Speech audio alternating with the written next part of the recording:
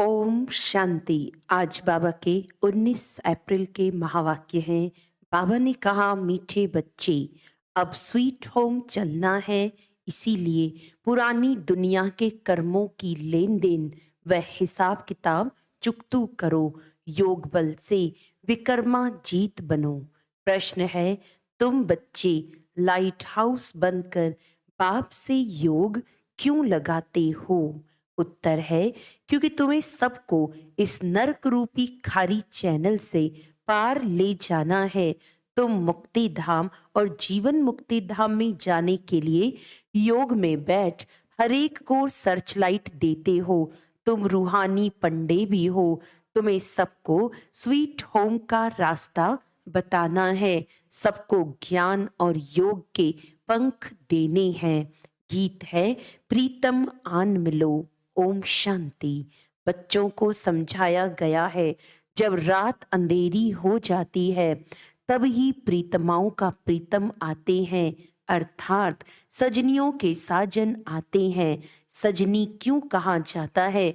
क्योंकि आत्मा जब शरीर के साथ है तो सजनी है। सजनियां अपने अशरीरी साजन को याद करती हैं। बाप कहते हैं, बच्चे तुम जानते हो परम पिता परमात्मा परम धाम से आकर इस शरीर में प्रवेश कर पढ़ाते हैं, वो ये बातें सुनाते हैं। बाप ने समझाया है, बच्चे अपने को अशरीरी समझो। मैं आत्मा हूँ, ये मेरा शरीर है। आत्मा को ये निश्चय हुआ कि अब घोर अंधियारा है, अर्थात दुनिया तमो प्रधान है। ये दुनिया अब विनाश होनी है। बाप आए हैं हमको ले चलने। अशरीरी हो चलने से सन्नाटा हो जाएगा। आत्मा जब अशरीरी बनती है तो घर में सन्नाटा हो जाता है ना। रात को आत्मा है तो शरीर में, परंतु आत्मा थक करके अशरीरी बन जाती है। शरीर का भान नहीं रहता, तो इसको नींद कहा जाता है। तुम बच्चों को यहाँ बैठे अपने को अशरीरी समझना है तो शांति का सन्नाटा हो जाएगा। समझेंगे जैसे कि यहाँ अशरीरी बैठे हुए हैं। घर से एक आदमी चला जाता है तो कितना सन्नाटा हो जाता है। तो जब इतनी सब आत्माएं चली जाएंगी, सबके शरीर खत्म हो जाएंगे, तो कितना सन्नाटा हो जाएगा। करोड़ों मनुष्य मरेंगे। यह तो बेहद का घर है ना। सब आत्माएं वापस जाएंगी। तुम जानते हो बाप है ज्ञान का सागर। अगर सर्वव्यापी कहें तो हर एक ज्ञान सागर पतित पावन हो जाए, परंतु ऐसे तो है नहीं।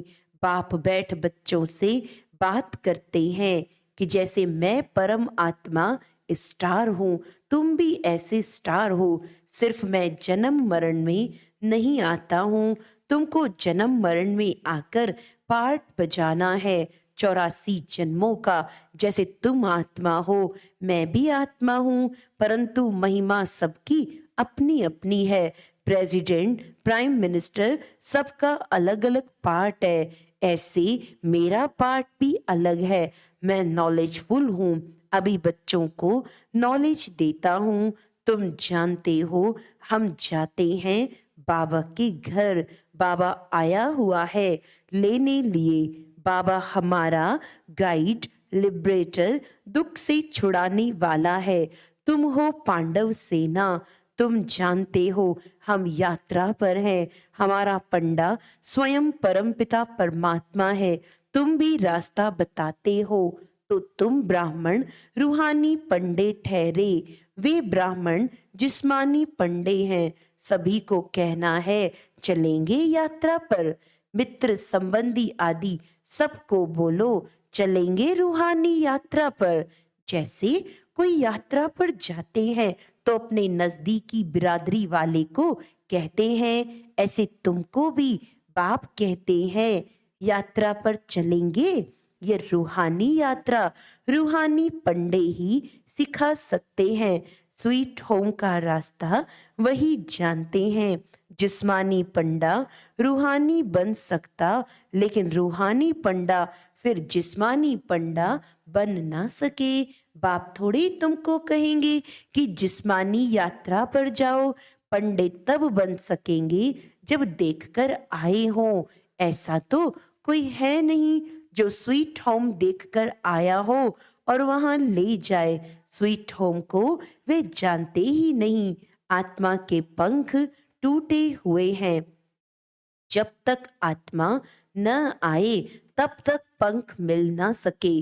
मलहम पट्टी कोई कर ना सके, योग से ही पंख मिलेंगे। भागना सबको है, कोई योग बल से विकर्मा जीत बनते, कोई फिर सजाएं खाकर हिसाब किताब चुकतू करते हैं। दुख का सारा हिसाब किताब चुकतू होता है। यह सब ड्रामा में नूंद है। अपने विकर्मों का साक्षात्कार गर्भ में होता है, फिर सजाएं भोग बाहर निकलते हैं। अभी तो बेशुमार मनुष्य मरते हैं। सबको अपना अपना हिसाब किताब चुकतू करना है। पुरानी दुनिया के कर्मों की लेन देन का हिसाब किताब खलास कर अभी तुम नई दुनिया के लिए हिसाब किताब जमा करते हो। बाप कहते हैं तुम याद में रहो तो विकर्म विनाश होंगे। फिर स्वदर्शन चक्र फिराने से तुम्हारी बहुत मिल्कियत जमा होगी। योग से हेल्थ, ज्ञान से वेल्थ मिलती है। जितना बाप को याद करेंगे उतना निरोगी काया मिलेगी। दुनिया इन बातों को नहीं जानती। वह तो विष्णु को स्वदर्शन चक्रधारी समझते हैं। शंख चक्र गदा पद्म आदि उनको देते हैं। अब उनको शंख थोड़ी बजाना है, यह तो है तुम्हारे पास। तुम शंख बजाते हो, कहते हो मन मना भव मध्याजी भव। कितना सहज है। तुम लाइट हाउस हो, सबको रास्ता बताते हो मुक्ति धाम का। फिर आएंगे जीवन मुक्ति धाम में।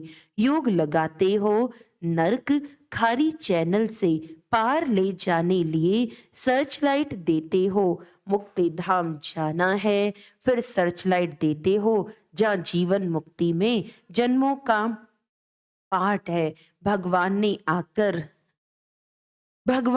आकर सहज राजयोग सिखाया है। ये कोई नहीं जानते। ये बेहद का ड्रामा है जो झूम मिसल चलता रहता है। हम एक्टर हैं। हमारा इस ड्रामा में 84 जन्मों का पार्ट है। भगवान ने आकर सहज राजयोग सिखाया है। ये कोई नहीं जानते। भगवान को आना ही है। कल्प के संगम युग पर तुम अभी जानते हो, कल्प पहले भी संगम युग पर मिले थे और मिलते रहेंगे। ढेर बच्चे मिलेंगे। कोई कोई बच्चे फिर कुसंग में आकर पढ़ाई को छोड़ देते हैं। चलते चलते कोई से दिल लग गई तो पढ़ाई का नशा टूट जाता है। ब्रह्मचर्य में पढ़ाई का नशा अच्छा रहता है। कोई विरले शादी के बाद भी पढ़ाई का कोर्स उठाते हैं। फिर कोई तो अच्छी रीति पास कर लेते हैं। कोई को फिर टाइम लगता है, क्योंकि विकार में जाने से फिर धारणा नहीं होती। चाहे राज विद्या चाहे रूहानी विद्या की धारणा आत्मा करती है। बैरिस्ट्री के संस्कार आत्मा में होते हैं तो आत्मा वह संस्कार ले जाती है। फिर जन्म ले बैरिस्ट्री ही पढ़ने लग पड़ेगी। तुमको तो वहां बैरिस्ट्री इंजीनियरी आदि पढ़ने की दरकार नहीं। ऑटोमेटिकली तुम्हारी बुद्धि सतो प्रधान रहती है। तुम जानते हो जैसे कल्प पहले महल बनाए थे, ऐसे ही हम जाकर महल बनाने लग पड़ेंगे। ड्रामा वही कराएगा जो कल्प पहले कराया था। कोई मेहनत नहीं करनी पड़ेगी। बाकी भाषा तो सीखनी पड़े। वहां स्कूलों आदि में विमानों में जाएंगे। बहुत बड़े बड़े घर होते हैं। समझो जितनी एरिया में आबू है उतनी एरिया में एक घर होगा, फिर आबू रोड जितनी एरिया में दूसरा महल होगा। जमीन तो बहुत रहती है, प्रजा को भी बड़ी जमींदारी, बड़े बड़े महल होंगे। अभी भी देखो बंबई में कितने मनुष्य हैं, फिर बंबई होगी नहीं, कराची होगी नहीं, सब मीठे पानी पर होंगे। नदियां भी सब कायदे अनुसार होंगी। मजाल है कोई नदी उथल खाए। सब तत्व आदि ऑर्डर में रहेंगे। तुम प्रकृति पर विजय पाते हो, 5 तत्वों पर तुम्हारा राज्य चलता है। कभी गुस्ताखी अर्थात चंचलता नहीं करेंगे तो बाप की श्रीमत पर चलना पड़े। बाप कहते हैं काम महाशत्रु है, इनको जीतो, नहीं तो वर्षा नहीं मिलेगा। इस समय फेल हुए तो कल्प कल्प फेल हो जाएंगे, फिर चांस नहीं मिलेगा। उस पढ़ाई में फेल होते हैं तो दोबारा पढ़ते हैं, यहाँ फिर यह चांस नहीं, कल्प कल्प का चांस है। प्राप्ति बहुत ऊंच है, समझाना चाहिए। सन्यासी लोग कहते हैं दोनों को पवित्र रहना इम्पॉसिबल है। बोलो नहीं, पॉसिबल है। सन्यासियों के लिए इम्पॉसिबल क्यों है? क्योंकि उनका हठ योग है, घर बार छोड़कर जाते हैं। फिर भी वही शंकराचार्य आएंगे, भारत पतित होने लगता है तो सन्यासी आकर थमाते हैं। इसकी सेवा का उनको फल मिलता है, जो गवर्नमेंट के भी गुरु बन जाते हैं। तुम बच्चों का तो सबसे बड़ा मान है। तुम्हारी जो आमदनी होती है वे कोई की हो ना सके। जो गरीब हैं 1 पैसा देते हैं, उन्हें भी महल मिल जाते हैं। प्रत्यक्ष फल का साक्षात्कार दिव्य दृष्टि से होता है। दिव्य दृष्टि दाता आकर तुमको पढ़ाते हैं, नहीं तो एम ऑब्जेक्ट का मालूम कैसे पड़े। इसीलिए माताओं को साक्षात्कार कराता हूँ। मीरा ने कितनी तपस्या की, परंतु वह कोई वैकुंठ की मालिक बन ना सके। बाप कहते हैं साक्षात्कार मैं कराता हूँ, 1 सेकंड में दिव्य दृष्टि मिलने से वैकुंठ में जाए डांस करते हो। इसमें कोई तपस्या आदि की बात नहीं। भक्ति मार्ग में तो बहुत नौदा भक्ति करने के बाद साक्षात्कार होता है। दिव्य दृष्टि की चाबी मेरे हाथ में है, कोई को मैं देता नहीं। भक्ति मार्ग में वहां बैठे साक्षात्कार कराता हूँ। तुम बच्चों को तो विश्व का मालिक बनाता हूँ। दुनिया में तो अनेक प्रकार के मनुष्य हैं, कोई धन में मस्त, कोई साइंस में मस्त, कोई किस में मस्त, परंतु तुम्हारे आगे सब वर्थ नॉट अ पेनी है। सबका धन मिट्टी में मिल जाता है, सब खाक हो जाएगा। किसी की दबी रही धूल में चोर भी बहुत लूटते हैं। हर एक अपने हमजिन्स को प्यार करते हैं, दूसरे को देखते ही गर्म हो जाते हैं।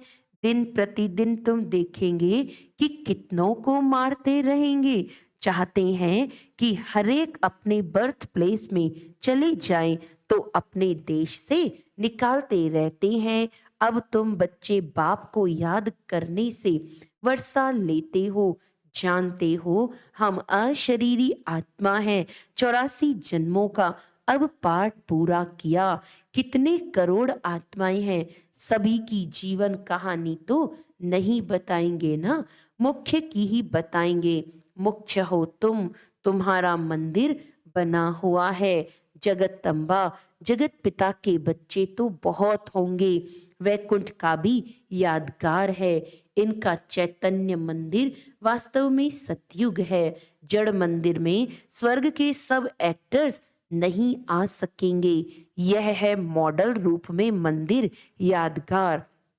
लक्ष्मी नारायण का मंदिर कितना छोटा है, सतयुग में तो चैतन्य मंदिर कितना बड़ा होगा, कितने बाग बगीचे होंगे। मुगल गार्डन तो उनके आगे कुछ भी नहीं है।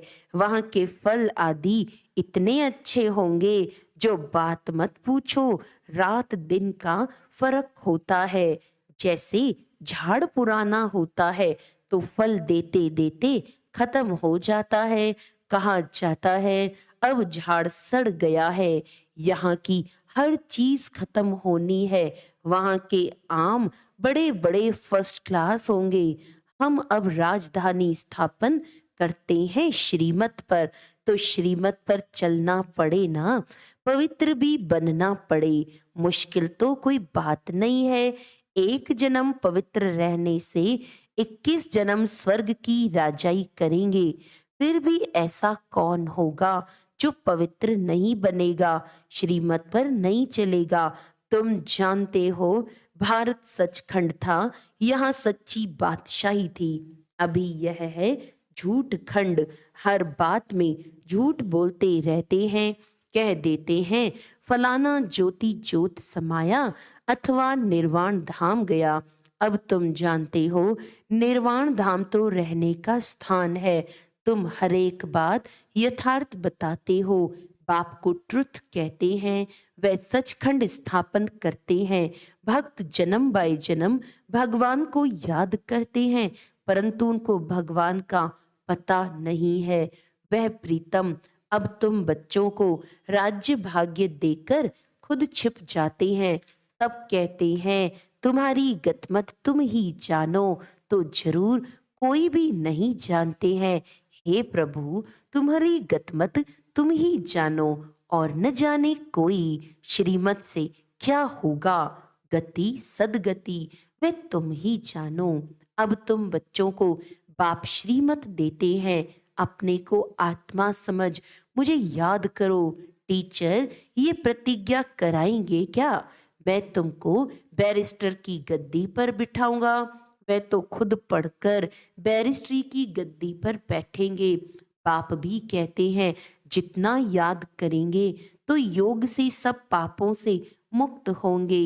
याद करने से तुम्हारी आत्मा जैसे मेरे पास आ रही है, अपने पास चार्ट रखना है। कोई का चार्ट आधे घंटे का होगा, कोई का 1.25 घंटे का होगा, कोई का तो 5 मिनट भी नहीं, कोई का तो बहुत अच्छा चार्ट है। यह भी तुमको साक्षात्कार होगा। स्कूल में टीचर अथवा स्टूडेंट खुद भी समझते हैं कितने नंबर में आएंगे। यहाँ तो नंबरवार बिठा नहीं सकते, फंक हो जाएंगे। इसीलिए अभी माला नहीं बन सकती। माया अच्छे अच्छे को भी नीचे ऊपर कर देती है। श्रीमत पर नहीं चलेंगे तो माया घूंसा मार देगी। इसमें है मेहनत। हम अब जाते हैं परम धाम। 84 जन्म पूरे हुए, बाबा आए हैं लेने लिए, तो बाप को याद करना है, औरों को भी मंत्र देना है। मंत्र कोई जपना नहीं है। गुरु लोग तो किस्म किस्म के मंत्र देते हैं। बाप कहते हैं प्रीतम को याद करो। प्रीतम आया है प्रीतमाओं के पास। सारी दुनिया की आत्माएं प्रीतमाएं हैं जो उनको याद करती हैं।